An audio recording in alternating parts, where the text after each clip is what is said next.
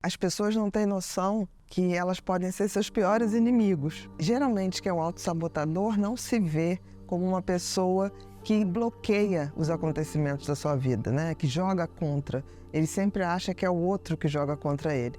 E a autossabotagem é isso, quando a pessoa interfere negativamente na sua própria vida. São aquelas pessoas que quando elas sonham com uma coisa, todo mundo se reúne, se ajuda para que ele possa obter aquele objetivo. E aí, quando está perto de conseguir, de começar a ir numa trilha para alcançar um determinado patamar, ele mesmo se autodestrói. É mais ou menos como uma bomba programada para estourar na hora que essa pessoa está atingindo aquilo que ele sonhou ou aquilo que ele achou que era o sonho. Um autossabotador sempre é uma pessoa que tem uma idade emocional muito aquém da sua idade real.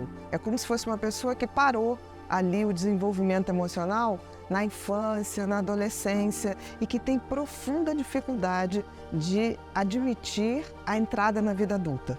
A autossabotagem, então, está muito ligado à insegurança. Com certeza. O autossabotador, ele tem tanto medo de assumir a sua vida adulta, a sua independência, a sua liberdade, como lidar com as frustrações, como acionar a sua resiliência, porque a resiliência a gente só consegue acionar através do sofrimento, através dos desafios, que ele prefere sair fora do jogo.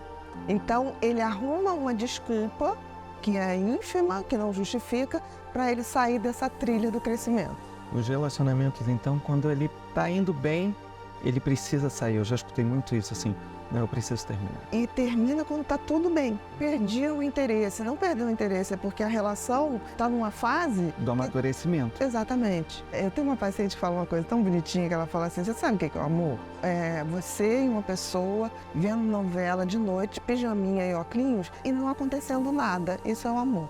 Quer dizer, essa coisa do aconchego. Quando ela fala vendo televisão, pijaminha, duas pessoas vendo ali uma novela, um filme, é isso, né? Essa paz, essa tranquilidade. Então, o autossabotador, ele vê isso como tédio. Ele tem um pouco de uma personalidade procrastinadora também.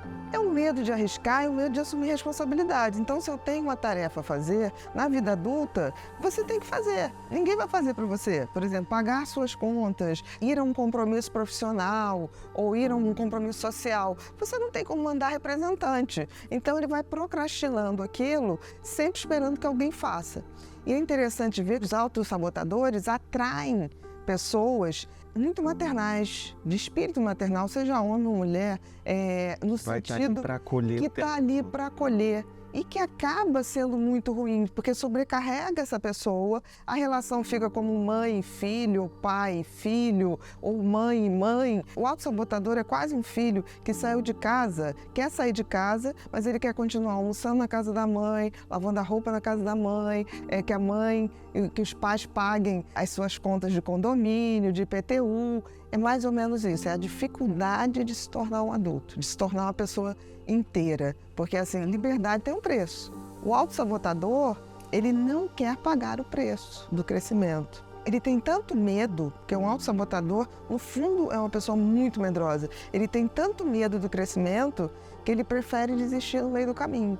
E nisso ele vai largando tudo no meio do caminho, né? Cura, Bia. Tem cura sim, porque não é um erro de caráter, não é um erro de índole. O autossabotador não é... Ele pode até fazer o outro sofrer, mas porque antes o medo dele é muito maior. Mas a cura requer entrar no amadurecimento, admitir que vai entrar na vida adulta, querer sair dessa zona de conforto da infância, da adolescência, em que essas pessoas são tuteladas, né? Então, é mais ou menos uma síndrome de Peter Pan. Então, são pessoas muito bacanas em gerais, são pessoas muito animadas, inteligentíssimas, mas que têm um pavor tão grande de crescer, de se tornar realmente independentes, que eles acabam passando o tempo, eles ainda são aqueles adolescentes. Então, são amigos que durante um tempo a gente tem na mesma faixa etária, e eles são muito divertidos, muito legais. Aí você deixa de ver 10 anos. Quando você encontra 10 anos, ele está na mesma situação de 10 anos atrás. Isso não quer dizer que a pessoa tenha que progredir nisso ou naquilo, mas ela tem que amadurecer. E amadurecer significa mudar a postura diante da vida. Porque assim, não tem viver sem amadurecer. Se você ficar o tempo todo, como o Peter Pan, parado ali na infância e adolescência, essa pessoa vai chegar uma hora que ela vai perceber isso e vai ser tarde, porque não tem mais tempo. Então, o autossabotador, ele está sempre achando que tem muito tempo. Ele é um impostor da sua própria vida. Na realidade, ele se sente um impostor, porque ele tem medo que as pessoas descubram que ele não é tão bacana quanto ele tenta se apresentar. Mas, na realidade, as pessoas descobrem porque não há uma evolução no crescimento dele. Eu não estou falando do crescimento material, eu estou falando do crescimento de postura diante a vida. Então, são grandes amigos que você teve com 20 anos, você reencontra aos 50, aquela pessoa tem as mesmas piadas, os mesmos recursos, é como se ele não tivesse aprendido com a vida e por medo de viver.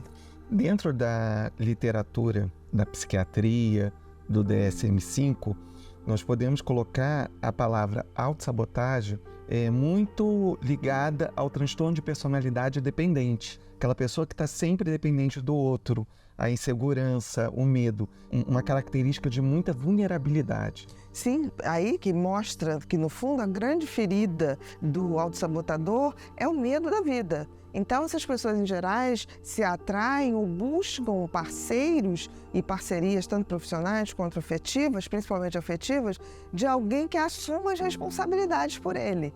E é interessante que, ao mesmo tempo que ele busca alguém que se responsabilize por ele fica o tempo todo justificando o seu não amadurecimento por achar que aquela pessoa que ele está impede. Então ele começa a achar que a pessoa, feito criança, que fica assim, eu não vou ali porque minha mãe não deixa, eu não faço isso porque minha mãe me boicota, eu não faço isso. Então o autossabotador, ele tem muito esse discurso de que está tudo errado na vida dele por conta dos outros. E quando na realidade é por falta de coragem para enfrentar a vida. Outra característica também é a questão dele não ser assertivo. Eu acho que a terapia, nesse ponto, pode auxiliar, ajudar um pouco nesse trabalho de assertividade, porque o autossabotador ou essa personalidade dependente, ele tem uma dificuldade muito grande de dizer não para o outro, que ele é muito seguro, ele tem medo de perder. Não, ele quer agradar. Ele quer agradar. E aí ele vai tentando agradar e é impossível, porque amadurecer é chegar e dizer não posso, não consigo. A sinceridade e aceitar que a gente tem limitações. E também tem coisas muito boas. Então ele acaba dando para o outro, entre aspas, o que ele acha que o outro quer, que não vai decepcionar. E aí, de repente, ele não dá mais conta daquilo, ele racha e some. E decepciona muito mais. É verdade. Existe cura? Existe uma forma que essa pessoa consiga lidar com ela própria? Assim, eu já falei um pouquinho da terapia, trabalhar um pouco mais essa assertividade.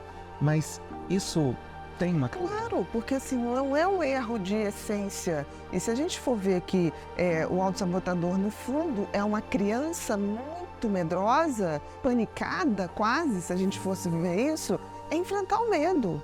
É enfrentar o medo com recursos de amadurecimento. Então, assim, é óbvio que tem. Medo não é uma falha de caráter, de índole. O medo é um sentimento que a gente tem diante do novo, diante dos desafios. Então, eu diria o seguinte, para uma pessoa autossabotadora ou dependente, ela tem que realmente imaginar se todo mundo que hoje me auxilia ou que hoje eu sou dependente deixasse de existir, ele ia se virar.